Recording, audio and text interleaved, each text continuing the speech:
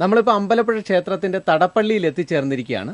പാൽപ്പായസം ഉണ്ടാക്കുന്നത് തടപ്പള്ളിയിലാണ്. പക്ഷേ തടപ്പള്ളിക്കുള്ളിൽ ഷൂട്ട് ചെയ്യാനായിട്ടുള്ള അനുമതിയില്ല. അതുകൊണ്ട് പുറത്തു നിന്നുള്ള വിഷ്വൽസ് നമുക്ക് കാണാം.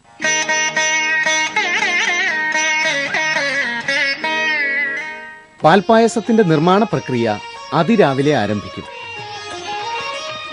വലിയ വാർപ്പിൽ മണിക്കിണറിലെ വെള്ളം തിളപ്പിക്കുന്നു. 7 മണിക്ക് തന്നെ പാൽ അളക്കുന്നു. പ്രത്യേക കോരികകളാണ് ഇതിനായി ഉപയോഗിക്കുന്നത്. വെള്ളം തിളച്ചു കഴിഞ്ഞാൽ പാല് ചേർത്ത് വറ്റിക്കുന്നു. 4 ലിറ്റർ വെള്ളത്തിന് 1 ലിറ്റർ പാൽ എന്ന അനുപാതത്തിലാണ് ചേർക്കുന്നത്.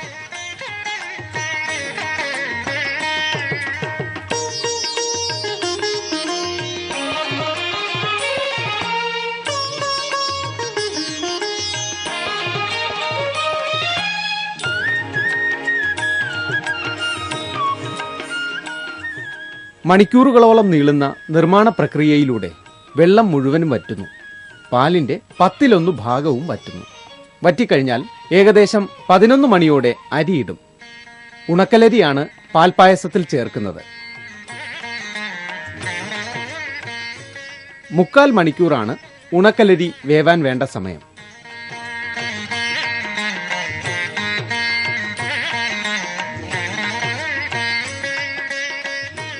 പഞ്ചസാര കൊണ്ടുവരേണ്ട സമയം സൂചിപ്പിച്ചുകൊണ്ട് തിടപ്പള്ളിയിലെ പാചകക്കാരനിൽ നിന്നും വാസുദേവ എന്ന് നീട്ടിയുള്ള നാമം വിളി ഉയരുന്നു.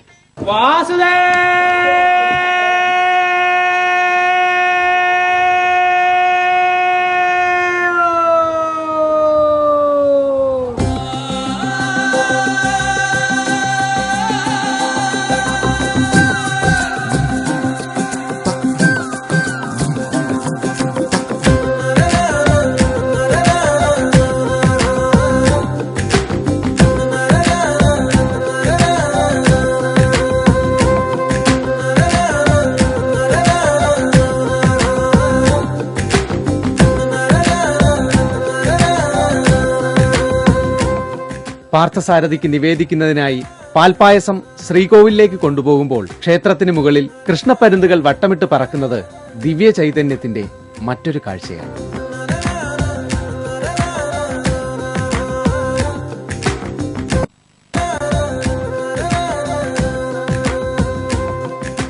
ഒരുപാട് സമയം എടുത്തുള്ള ഒരു പ്രോസസ്സാണല്ലോ അമ്പലപ്പുഴ പാൽപ്പായസം. അതിന്റെ രുചിയും അതുപോലെ തന്നെയാണ്. ഒരു 5 മണിക്കൂറോളം വേണം. 5 മണിക്കൂർ, ഏറ്റവും കുറഞ്ഞ 5 മണിക്കൂറാണ്. ഈ ഇവിടുത്തെ ആ കളർ വരാനായിട്ട് ഇതിങ്ങനെ പാലും വെള്ളവും കൂടെ തിളച്ച് പറ്റി ആണ് ഇങ്ങനെ കളർ വരുന്നത് തന്നെ. മിനിമം എന്തായാലും 33 ഇടങ്ങഴി പായസം എന്നും ഉണ്ടാവും. അത് കുറയാൻ പാടില്ല. അത് നേദിക്കാനുള്ള പായസം. അതെ, അത് ആൾക്കാർ 33 ഇടങ്ങഴി എന്ന് പറയുമ്പോഴത്തേക്ക് ഒരു ഉദ്ദേശം എത്ര? 42 ലിറ്റർ. 42 ലിറ്റർ. ഇത്രയും രുചിയുള്ള ഈ പാൽപ്പായസം ഉണ്ടാക്കാൻ തുടങ്ങിയിട്ട് 15 വർഷമാവുന്നു. അപ്പൊ ഈ എന്താണ് ഇതിന്റെ? ഞാൻ എന്താ ഭഗവാന്റെ ഒരു ഇതെന്നല്ലാതെ മറ്റൊന്നും പറയാൻ സാധിക്കുന്നില്ല. കാരണം ഇവിടുന്ന് ഈശാന്തിമാരെ തിരുവനന്തപുരത്ത് പത്മനാഭസ്വാമി ക്ഷേത്രത്തിൽ കൊണ്ടുപോയി പാൽപ്പായസം വെച്ചിട്ടുണ്ട്. പക്ഷെ അത് ശരിയായിട്ടില്ല. അമ്പലപ്പുഴ പാൽപ്പായസം ഉണ്ടാക്കാനായിട്ട് അവിടെ കൊണ്ടുപോയി ഇവിടുത്തെ ഈശാന്തിമാരെ കൊണ്ടുപോയി വെപ്പിച്ചിട്ടുണ്ട്. അടുപ്പ് കൊണ്ടുപോയി വെച്ചിട്ടുണ്ട്. അല്ല, എന്നിട്ടും ശരിയായില്ല. അവസാനം പറഞ്ഞതെന്ന് വെച്ചാൽ ഇവിടുത്തെ കിണറ്റിലെ വെള്ളത്തിന്റെ കുറവ് കൊണ്ടാണ്. മണിക്കിണറ്റിലെ വെള്ളം ഇല്ലാഞ്ഞിട്ടാണ് പാൽപ്പായസം മോശമായത്. അപ്പൊ അതുപോലെ ഭഗവാന്റെ ഒരു ഇതായിരിക്കും. ഇപ്പൊ ഞാൻ എന്റെ ഇല്ലത്ത് പോയിട്ട് ഇതുപോലെ ഞാൻ പറ്റിച്ചുണ്ടാക്കിയിട്ടുണ്ട്. പക്ഷെ എനിക്ക് പോലും എന്റെ ഇല്ലത്ത് അമ്പലപ്പുഴ പാൽപ്പായസം എവിടെ ഉണ്ടാക്കിയാലും അമ്പലപ്പുഴ ക്ഷേത്രത്തിൽ ഉണ്ടാക്കുന്ന അത്രയും രുചി ഉണ്ടാവില്ല എന്ന്. അതിന്റെ അവസാനം കണ്ടെത്തുന്ന ഉത്തരം എന്താന്ന് വെച്ചാൽ ഭഗവാന്റെ കൃപയായിരിക്കും, ഉണ്ണിക്കണ്ണന്റെ.